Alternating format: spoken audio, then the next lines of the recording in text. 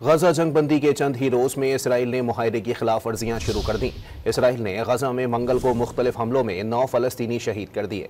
गजा जंगबंदी के बाद फ़लस्तीनी अपने घरों को लौट रहे हैं। मंगल को शुजाइया के इलाके में सहूनी फौज ने फायरिंग करके 5 फ़लस्तीनियों को शहीद कर दिया। 2 साला गजा जंग में 67,913 फ़लस्तीनी शहीद जबकि 1,17,000 से ज़ायद जख्मी हुए। गजा जंगबंदी के चंद ही रोज में इसराइल ने मुहायरे की खिलाफ वर्जियां शुरू कर दी। इसराइल ने गजा में मंगल को मुख्तलिफ हमलों में 9 फ़लस्तीनी शहीद कर दिए। गजा जंगबंदी के बाद फ़लस्तीनी अपने घरों को लौट रहे हैं। मंगल को शुजाइया के इलाके में सहूनी फौज ने फायरिंग करके 5 फ़लस्तीनियों को शहीद कर दिया।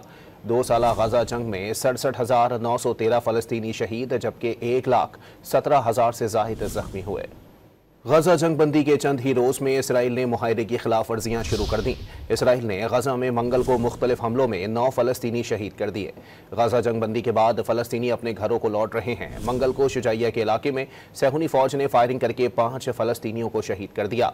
2 साला गजा जंग में 67,913 फ़लस्तीनी शहीद जबकि 1,17,000 से ज़ायद जख्मी हुए।